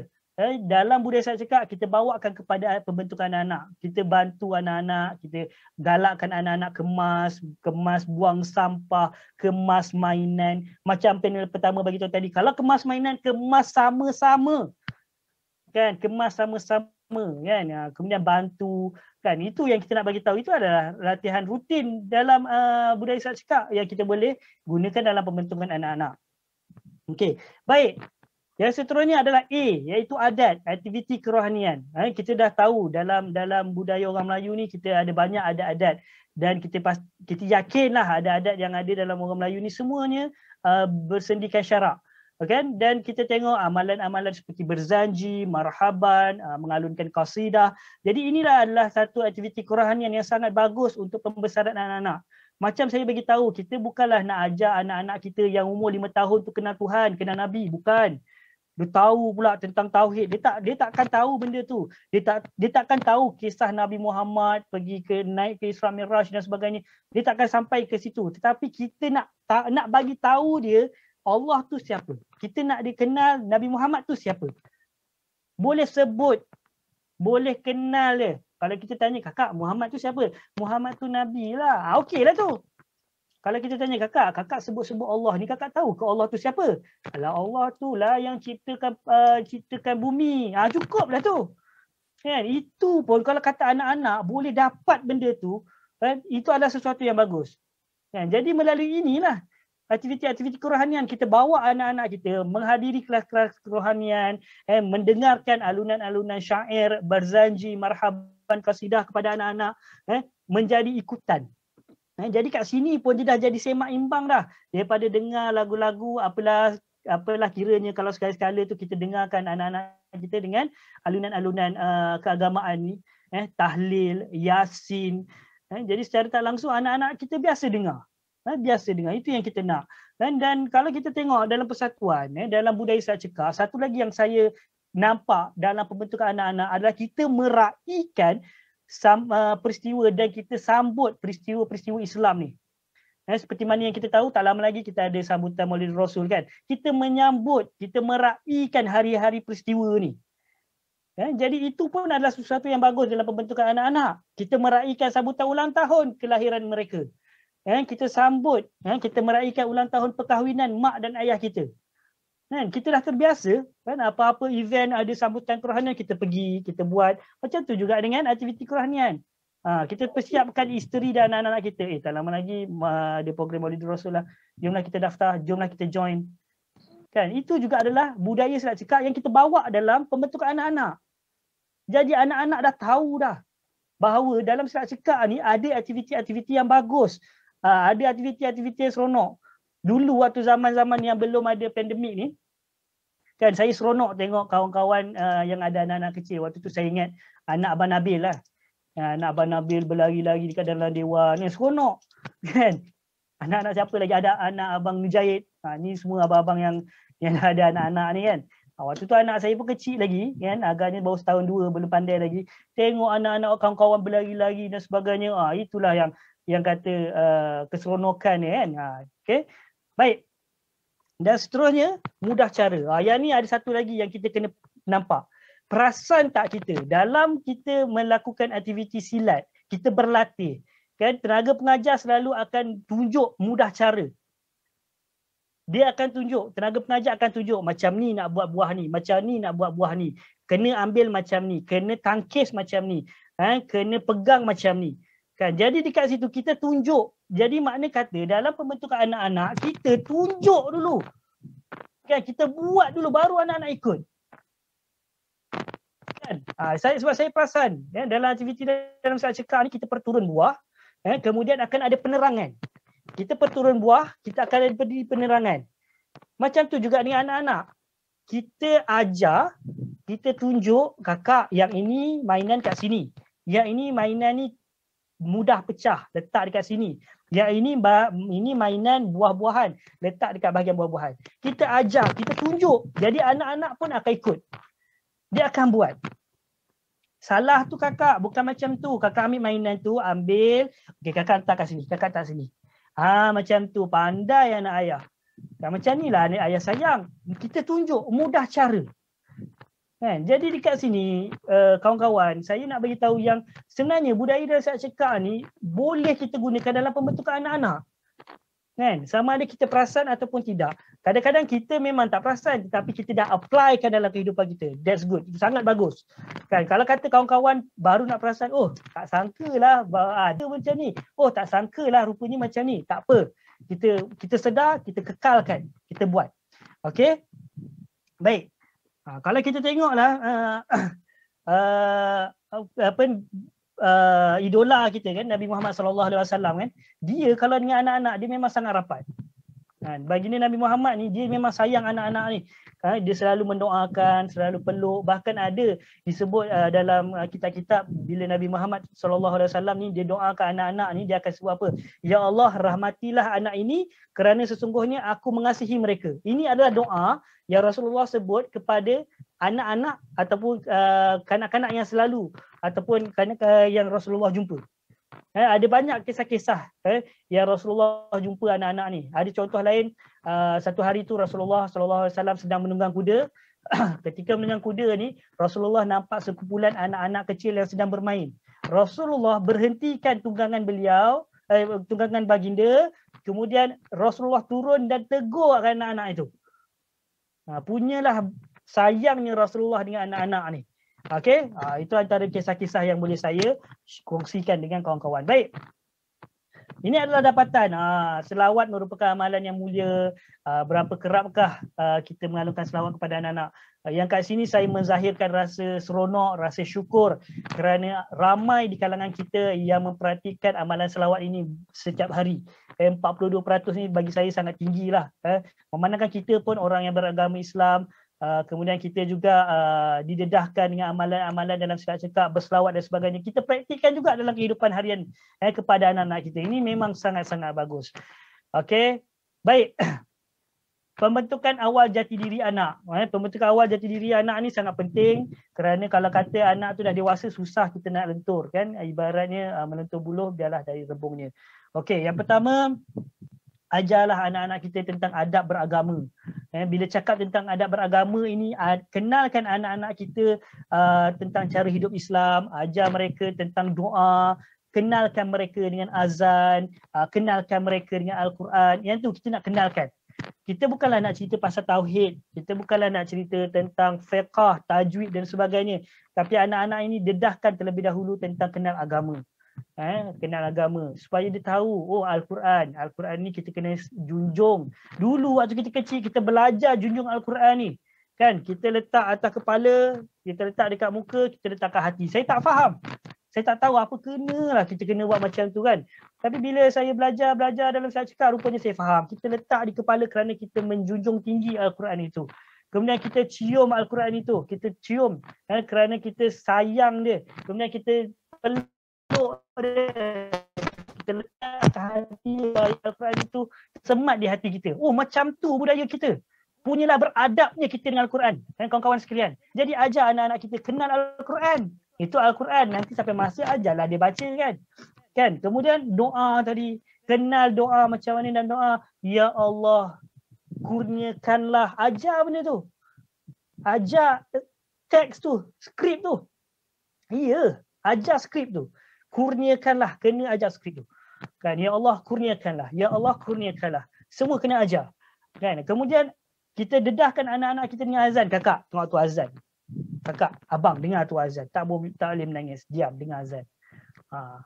Kan, dah tahu kalau petang dia, kakak dah pukul 7 masuk dah maghrib dah. Kakak tahu nak azan kan? Tu anak saya macam tu, dia dah tahu dah, dia dah nak azan. Maksudnya dia kenal kan. Itu yang kita nak, itu yang kata kita nak dia beradab dalam beragama. Kemudian kawan-kawan sekalian, ini adalah perkara yang pokok yang perlu ada dalam pembentukan adab, iaitu berguru. Kita nak anak-anak kita tahu adab ketika dengan berguru. Yang pertama, kita kena ajar anak-anak kita, dedahkan kepada anak-anak kita siapa guru. Siapa guru. Yang kedua, ajar dia siapa murid. Kenalkan dia siapa murid. kita dah ajar dia guru tu siapa, macam mana guru tu, cikgu tu macam mana. Dia kena kenal tu murid tu siapa. Kena kenal. Orang yang memberi ilmu, tak kira lah ilmu matematik, sains, apa subjek pun, dia adalah cikgu. Bila cikgu kena hormat. Adab berguru. Kemudian ajar dia adab sebagai murid. Kan kakak, kita bila cakap dengan cikgu jangan cakap kuat-kuat, cakap baik-baik tau kakak. Jangan kasar-kasar dengan cikgu, cakap terima kasih dengan cikgu. Kan kena ajar benda tu. Adab berguru. Kan? Okey. Kemudian dekat sinilah anak-anak kita akan belajar untuk hormat orang, kawan-kawan, tuan-tuan dan puan-puan. Ajar untuk hormat orang daripada bermulanya daripada cikgu. Bermula daripada cikgu. Sebab kalau dengan kawan-kawan, dia boleh hormat kawan-kawan tapi dia takkan sama dengan hormat dengan cikgu. Hormat kawan dengan hormat cikgu lain, hormat kawan dengan hormat guru lain. Dan sebab tu saya letakkan adab berguru ni sebagai yang kedua, penting. Kan? Dah tentulah sebagai satu ikutan. Baik, yang ketiga adalah adab dalam berbudaya. Adab dalam berbudaya juga tak kurang pentingnya. Sebab dalam adab berbudaya ni kita tahu kita ada adab orang Melayu, kemudian daripada sudut memberi nama, tahnik dan sebagainya, kita kena ajar. Cuma dalam kanak-kanak ni kita tak bolehlah nak ajar dia tahnik, kan? Apa yang kita boleh buat dari sudut ziarah, ziarah kubur, ziarah saudara mara, memberikan juadah kepada orang lain, kepada jiran-jiran, kita ajar benda tu. Kakak hari ni tolong ayah ni, ambil pegang ni, pegang yang elok, pergi dekat rumah sebelah, pergi bagi. Dekat situ dia akan berlatih. Berlatih apa? Yang pertama dia akan bagi salam. Assalamualaikum. Dia akan bagi salam. Oh, Assalamualaikum. Assalamualaikum. Oi. Contoh macam tu. Janganlah anak kita cakap macam tu kan. Kita ajar dia bagi salam. Assalamualaikum. Makcik, ni ayah saya bagi. Ini daripada kami. Harap makcik sudilah terima dan makcik bagilah makanan makcik pula. Jangan ajar macam tu. Kan apa jadi apa dah. Kan? So macam tu Okey, baik. Yang seterusnya adalah bahasa. Bahasa adalah daripada sudut menjawab salam dan sebagainya. Okey. Dan yang terakhir adalah yang kelima adalah doa. Okey, yang mana kita kena hormat dalam belajar. Dan yang keenam adalah restu. Restu ni pun penting, kita kena ajar anak-anak kita daripada sudut memintalah apa-apa yang kita nak keluarkan dan sebagainya kena ajar. Baik. Ini adalah institusi pendidikan di rumah. Saya segerakan, masa dah tak ada. Baik, yang pertama adalah berkenaan dengan muzakarah. Kita ajar anak-anak kita dalam pendidikan rumah kita, di rumah kita adalah saling mengingatkan saling mengingatkan. Maknanya ibu bapa ingatkan anak, anak-anak pun kena ingatkan ibu bapa. Jadi kita kena saling ingat mengingatkan. Yang kedua adalah munadarah. Munadarah ni adalah saling mengadu pandangan. Maksudnya kat sini kita akan mendengar apa yang anak kita nak kongsikan. Okey, dan yang ketiga adalah berdiskusi ataupun mutarahah. Penting benda-benda ni untuk kita terapkan kepada anak-anak dan benda ini ada disebut dalam kitab Pelita Penuntut yang disampaikan oleh Muhammad Syafi'i Abdullah. Baik, yang terakhir daripada saya sebelum kita sampaikan kesimpulan, ini adalah pembinaan nilai budi melalui kata-kata. Kita biasa dengar anak-anak kita perlu diajar untuk berterima kasih. Betul, kita ajar anak-anak kita untuk berterima kasih, kita ajar anak-anak kita untuk meminta tolong. Dan yang ketiga, mengajar anak kita minta maaf. Tapi sebenarnya ada dua lagi perkara yang penting untuk kita ajar anak-anak kita ketika mereka bertutur, iaitu cuba cerita.